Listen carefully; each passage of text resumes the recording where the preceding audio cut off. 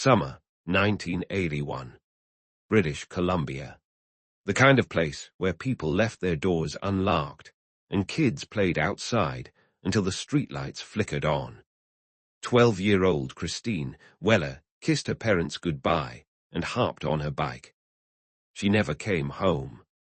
At first, police weren't too concerned. Maybe she ran away. Maybe she got lost. But her parents knew better.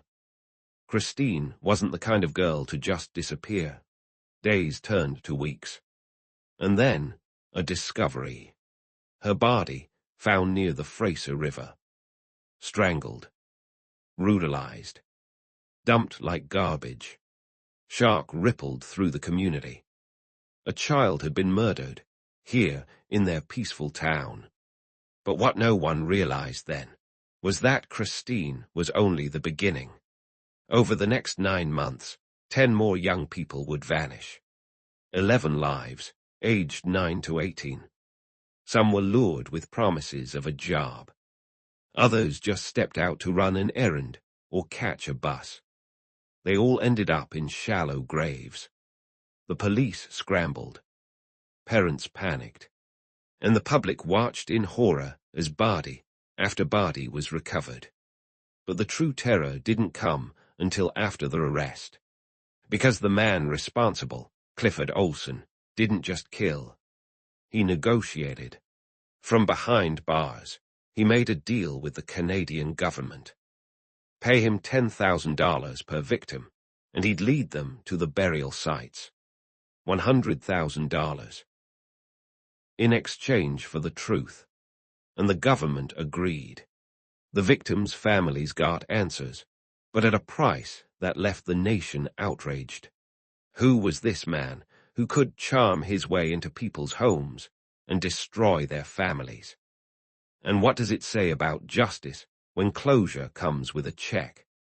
This is the horrifying story of Clifford Olson, the serial killer who murdered children, manipulated the system, and profited from his own evil. The Beast of British Columbia. If you're into true crime stories that dive deep, disturb, and demand answers, make sure to hit that subscribe button. Turn on the bell so you never miss another dark, forgotten case. And if this story hit you hard, leave a comment below. Let's talk about it. Clifford Robert Olson Jr. was born on January 1st, 1940, in Vancouver, British Columbia. On paper, he had a fairly ordinary upbringing, the son of working-class parents, growing up in a modest neighborhood. But even as a child, something about Clifford was off. Neighbors described him as a pathological liar, a boy who would make up wild stories for attention. He was disruptive in school, not just your average troublemaker, but manipulative, defiant, and disturbingly good at getting others into trouble while slipping away untouched himself. By the age of 10, he was already getting arrested. Petty theft, vandalism, breaking into homes. But it wasn't just juvenile mischief. There was something colder, more calculated. He seemed to enjoy the act of watching people panic, watching them lose control. In his teens and 20s, Olson's criminal record exploded. Fraud, break-ins, theft, forgery, nearly 100 convictions in total.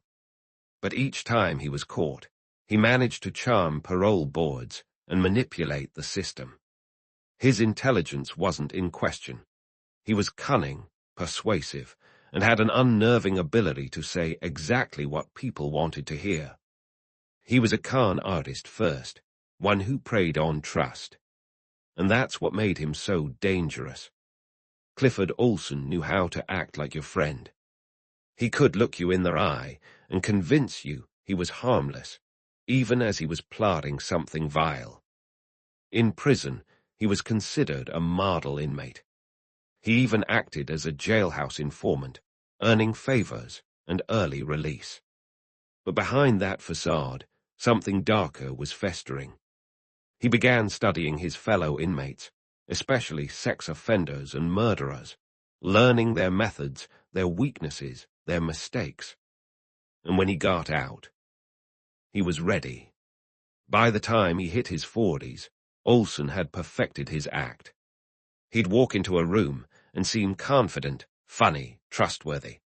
He could charm teenagers, manipulate adults, and win the trust of strangers within minutes. That mask, polished over decades, became his deadliest weapon. And in the summer of 1980, he began to use it. Not for scams, not for theft, but for murder. Clifford Olson wasn't just a serial killer. He was a predator who trained for decades, waiting for the perfect moment to strike. And when he did, the consequences were devastating. Between November 1980 and July 1981, a monster moved silently through British Columbia. He didn't wear a mask. He didn't lurk in shadows. He drove through suburbs in broad daylight, smiling, chatting, offering rides to children and teens who thought he was just another friendly face. Clifford Olson was no drifter. He was calculated, organized, patient, and over a period of 9 horrifying months, he abducted, assaulted, and murdered at least 11 young victims, some just 9 years old. Each story is heartbreaking. Each loss, permanent. Victim 1, Christine Weller, age 12. Date missing. November 17, 1980. Found, December 25, 1980. Christine was just 12 years old when she left her home in Surrey to go bike riding and never returned. Her parents were frantic. The police initially treated it as a runaway case. But on Christmas Day, her body was discovered near the Fraser River. She had been sexually assaulted, strangled with a belt, and stabbed multiple times. The brutality shocked investigators, but they still didn't know this was only the beginning. Victim 2, Colleen Marion Daynault, age 13. Date missing, April 16, 1981. Found, May 1981, exact date unconfirmed. Colleen was visiting her grandparents in Surrey and stepped out to go to a nearby shopping mall. She never made it. Olson later admitted to picking her up and murdering her the same day. Her remains were found weeks later in a forested area. She had been drugged, assaulted, and strangled. Victim 3, Darren Todd Jansrud, age 16. Date missing, April 22, 1981.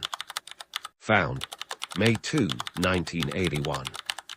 Darren had just moved to Coquitlam from Saskatchewan to live with his aunt and uncle. He vanished after setting off on a walk one afternoon. Police found his body dumped along a logging road in Derach, British Columbia. He had been severely beaten with a hammer and strangled, the violence escalating. Victim 4, Sandra Wolfsteiner, age 16. Date missing, May 19, 1981. Found, June 1981. Sandra was hitchhiking near Langley when Olson picked her up. Like others, she was drugged, raped, and strangled. Her body was later found dumped in a heavily wooded area. She had plans, a future, but she trusted the wrong person for a ride. Victim 5, Ada Anita Court, age 13. Date missing, June 21, 1981. Found, July 1981. Ada disappeared in the middle of their afternoon while walking down Kingsway Street in Vancouver. She was taken, sexually assaulted, and killed by Olson, her body buried near Weaver Lake. Her parents had gone to the police just hours after she vanished. But there were still no solid leads. Olson was always a step ahead. Victim 6, Simon Patrick Partington, age 9. Date missing: July 2, 1981. Found: August 1981. Simon was the youngest of Olson's victims. Just 9 years old, innocent, trusting, small. He was on his way to a friend's house when Olson intercepted him.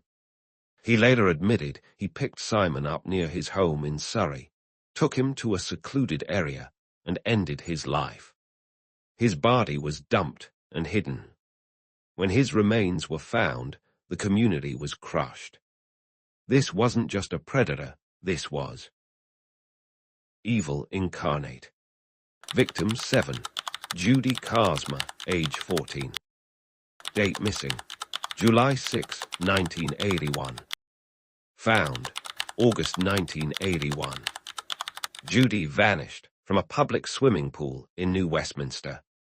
She had been out with friends, a normal summer day, and then she was gone. Her body was found in Weaver Lake, the same area where Ada Court had been buried. She had been strangled and dumped like trash. People began locking their doors. News reports flooded their airwaves. Fear gripped British Columbia. But the police still had no suspect.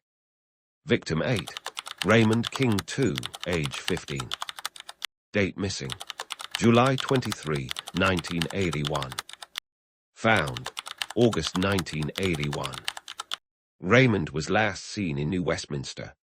Olson lured him with a promise of a job, money, and adventure. Instead, he drove him out to the mountains, assaulted and murdered him, and buried him in the woods. It was always the same pattern: trust, trap, kill. Victim 9, Sigrun Arnd, age 18. Date missing: July 25, 1981. Found: August 1981. Sigrun was a German tourist, staying with friends in Canada. Olson picked her up while she was hitchhiking. She never made it back. Her death caused international outrage. But still, Olson was on the move. 2 more victims to come.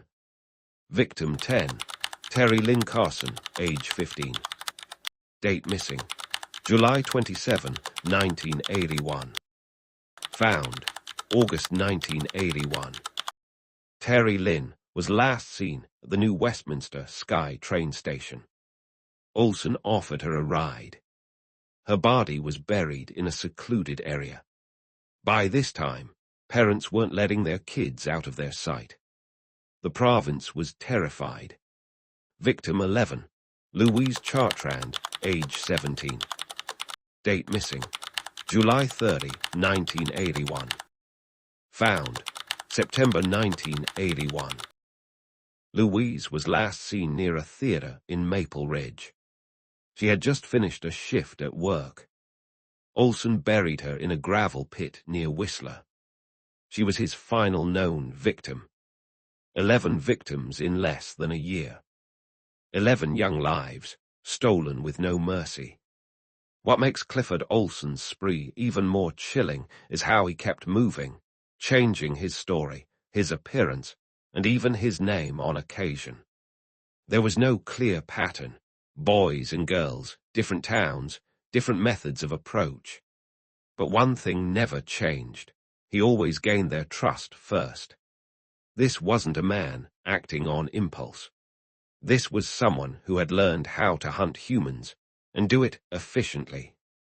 He would later confess that his method was carefully planned. He'd carry murder kits, duct tape, knives, sedatives, tools to bury bodies, and drive around with them in his car, just waiting for the next opportunity. For months, the Royal Canadian Mounted Police were under pressure. Investigators began connecting the disappearances, but with no forensic links and no concrete evidence, they were chasing shadows. Olson knew how to blend in. He was a father, a husband, a man with a clean-cut appearance. But beneath it all was a psychopath, one who was spiraling faster and faster. What finally brought him down was his ego. And the deal he made next would spark national outrage, change how Canada dealt with serial offenders, and haunt the country for decades to come. By late July 1981, British Columbia was a province on edge. 11 teens and children had vanished in less than 9 months. Parents were terrified. Schools were locking doors. Police were overwhelmed. And then a break. On August 12, 1981, police arrested Clifford Olson, not for murder, but on a completely unrelated charge: the attempted abduction of 2 young girls in the interior town of Port Alberni. The girls had escaped, but it was enough. When authorities began to look closer, they realized Olson had been in the same areas, at the same times, as several of the murdered children. His vehicle matched witness reports. His past: a mile-long rap sheet. A history of manipulation. Suddenly, all the puzzle pieces snapped into place. Under interrogation, Olson was confident. Smug. He didn't crack. He didn't beg.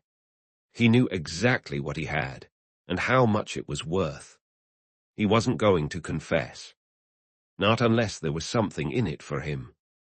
And that's when he made the deal. From behind bars, Clifford Olson offered the Royal Canadian Mounted Police a proposition. He would confess to the murders. He would give the precise locations of the remaining victims' bodies. But in return, he wanted money. $10,000 per body. $100,000 total. Paid not to him directly, but to his wife, Joan, and their infant son. It was blackmail. A morally repugnant ultimatum. But the investigators were torn. They didn't know where many of the children were buried. And grieving families were begging for closure. The choice: pay a serial killer, or leave innocent children lost forever. And so, after intense debate and legal negotiation, the Canadian government agreed. On August 25, 1981, Clifford Olson was driven out of prison under heavy guard. Over the next several days, he led police to the bodies of 11 children, hidden across British Columbia's vast, remote terrain. He pointed casually, gave detailed descriptions, smiled, and with every corpse they uncovered, $10,000 was deposited into a trust for his wife and son. The deal was legally binding, sanitized by lawyers. But when the public found out, the reaction was outrage. Protests erupted. Radio shows exploded with angry callers. Editorials condemned the government for cutting a deal with the devil. How could Canada, a nation built on law and compassion, agree to pay blood money to a man who had tortured and murdered children? But for the families, the ones who had spent months searching the woods, waiting for a knock at the door, it was an unbearable trade-off. Closure at the cost of justice. Some were relieved. Others were furious. And all of them were traumatized.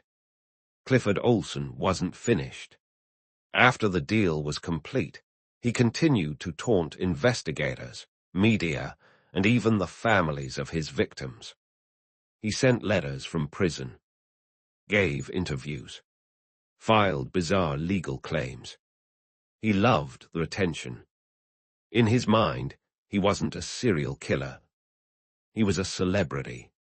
And the government, in his view, had just made him one. He boasted about how smart he was, how he'd played the system.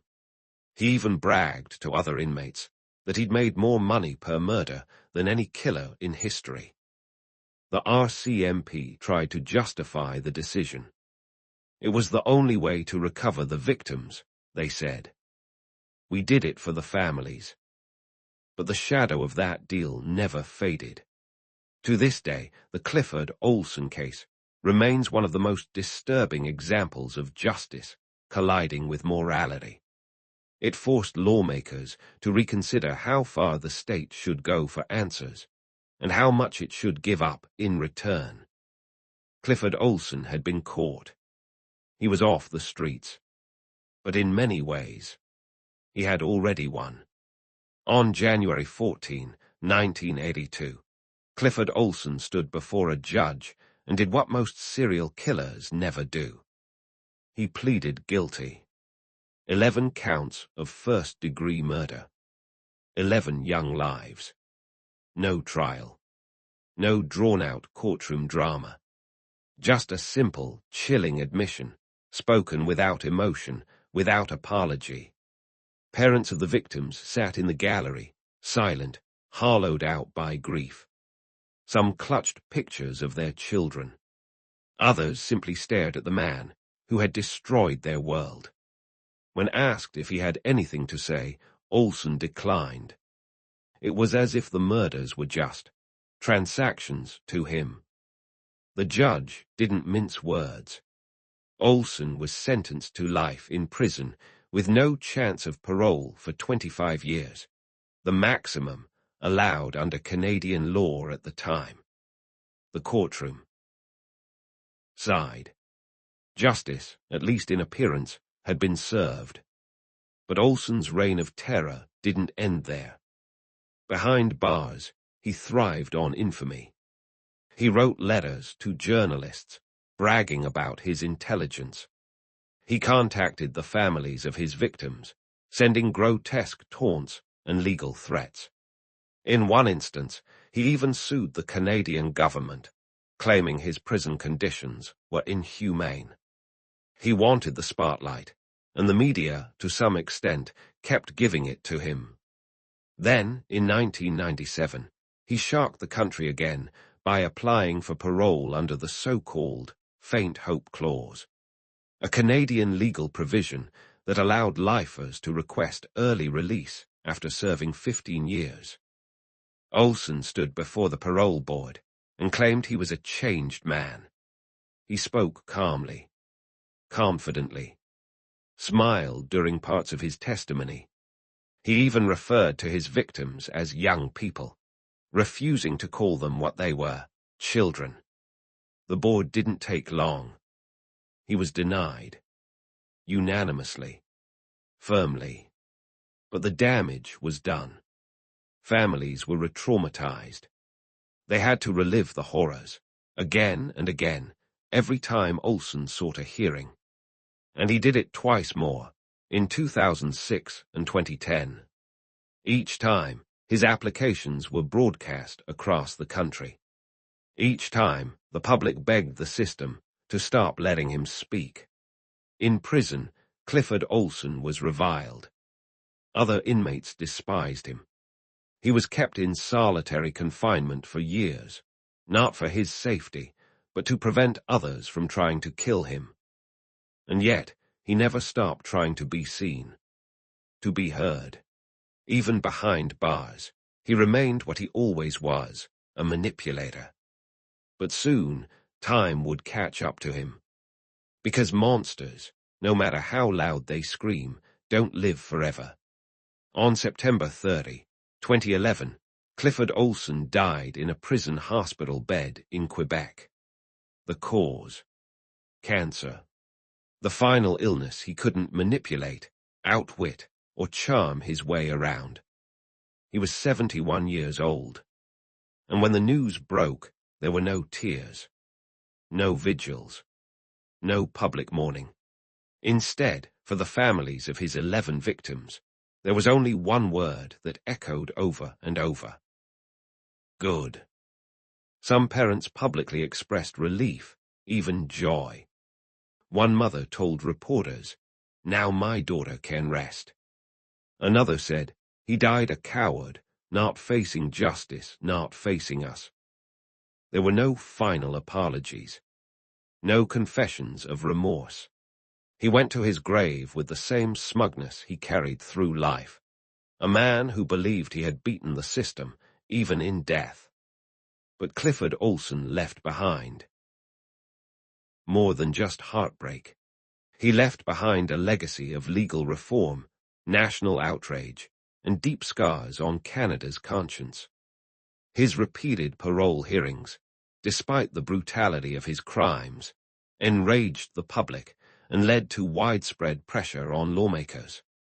In 2011, the same year he died, the Canadian government repealed the faint hope clause, ensuring that first-degree murderers could no longer apply for early parole after 15 years. He also prompted a shift in how Canada treats victims' families during parole reviews, making it easier for them to submit victim impact statements and have a stronger voice in the process. But laws can't erase trauma. To this day, many of the parents, now elderly, carry the wounds of what Olson took from them. The children who never grew up.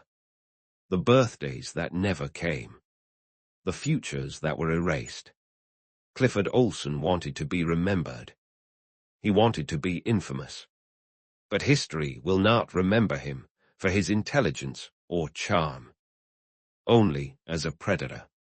A coward. A monster whose name became synonymous with the very worst of humanity. And a chilling reminder that even in the safest of places, evil can still wear a smile. Justice isn't always clean.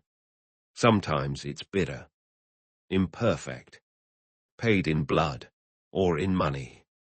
Clifford Olson didn't just take lives, he twisted the system meant to protect them. He forced a country to choose between principle and closure, between doing what felt right and doing what brought the children home. The $100,000 deal haunts Canada to this day. To some, it was a necessary evil, a way to end the nightmare for families who deserved to bury their children. To others, it was a betrayal, a government cutting checks to a monster in exchange for truth. But there's one thing both sides agree on. There was no justice strong enough to undo what Olson did. He exposed not only the evil one man can commit, but the limits of the justice system when faced with someone who refuses to play by the rules, someone who treats human life as leverage. Even now, decades later, his crimes echo in courtroom reforms, in parole board debates, in the pain etched into the faces of aging parents who never really got to heal. We tell stories like this not to glorify the killer, but to remember the victims, to confront the dark, to ask hard questions about what justice really means and what it sometimes costs to get it.